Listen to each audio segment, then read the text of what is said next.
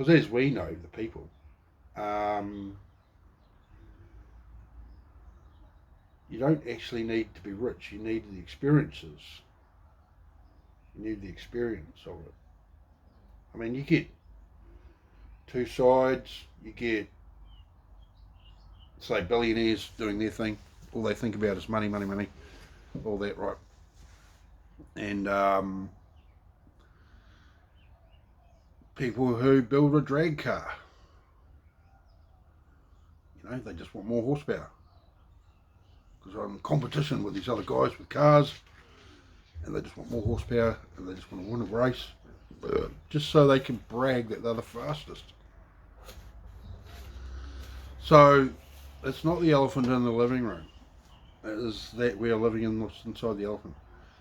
Because the rationale that they should do that actually exists all around us, and it's like a weed in the garden. All it wants to do is make more weeds, as does any plant. The human race, we've got 7 billion people now. So life is a narcissist, which is not fair to say at all. No. Say, it's the expression of consciousness. And it's this format that it comes across in a bad way in this format.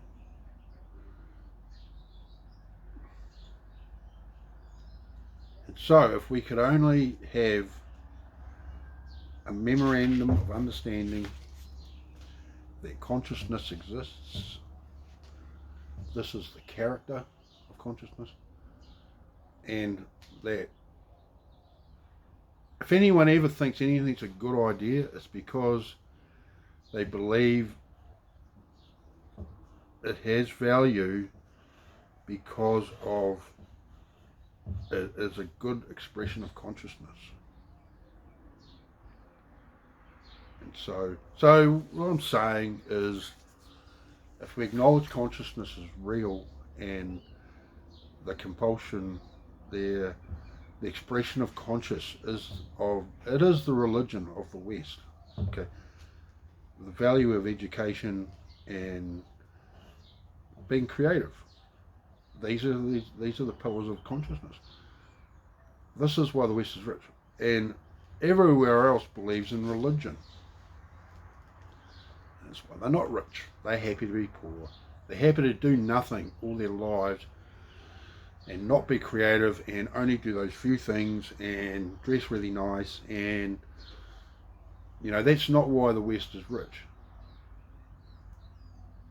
And so I think this video will serve to initiate further analysis and a more detailed discussion about this situation where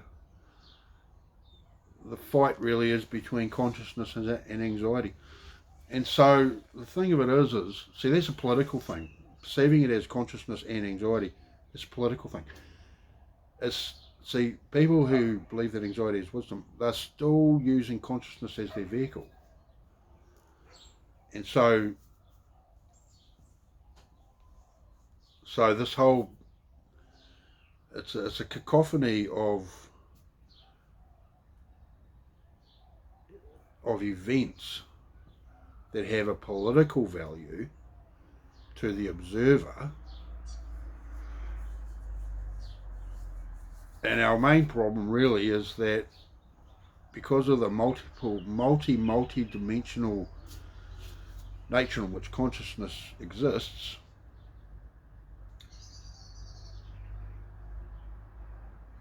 our language is only one-dimensional. So we're not having we're not getting on very well talking about this or even acknowledging this. It's put in the too hard basket, man,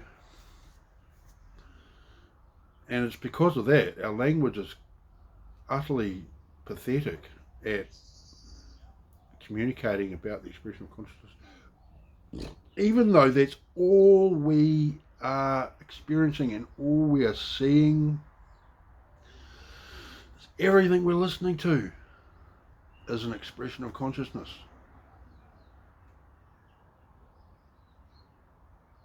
That's the magnitude of the problem of our language only being one dimensional. There's such a huge issue with the inability to articulate our being. We just leave it alone, eh? It's like, holy shit. It's like, whoa.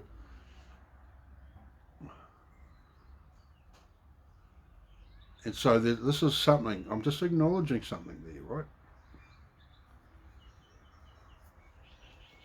And so we all play our games, we all do our thing, and this is why society is fractured into so many different groups. Because we find some niche footing, a niche footing in this format, this reality thing. And we hold on to it because our language is shit at communicating. I think everyone instinctively knows that. And so we bite into these things, and then we become a known quantity to these other groups, the people of other places, and then they can compartmentalize us out of their thinking. And that's why nobody notices. That's probably a great deal to do with why nobody acknowledges consciousness. And we use the person's group thing, What does this group look like? I mean, what do I look like? I'm in my hoodie and my glasses, driving my car, and people might think I'm above the normal masses of people. You mix a hoodie with a nice car, an upmarket car, and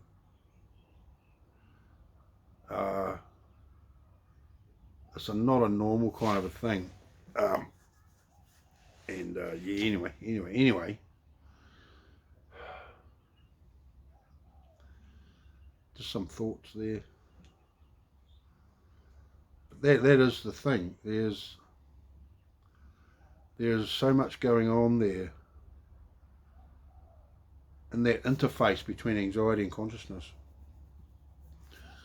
And there's so much going on there between these fractured groups. And there's so much going on there in the political appearance. And I'm going to continue looking into it.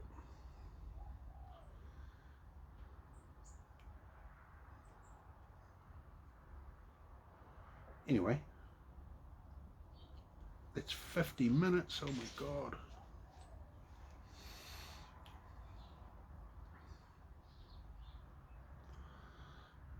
Anyway, so that's all off the cuff, man. It's off the cuff. And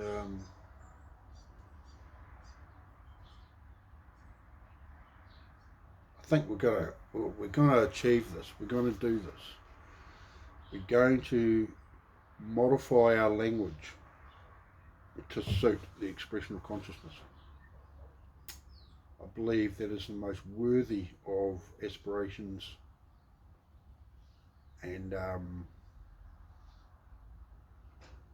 because of the magnificence of consciousness, magnificent,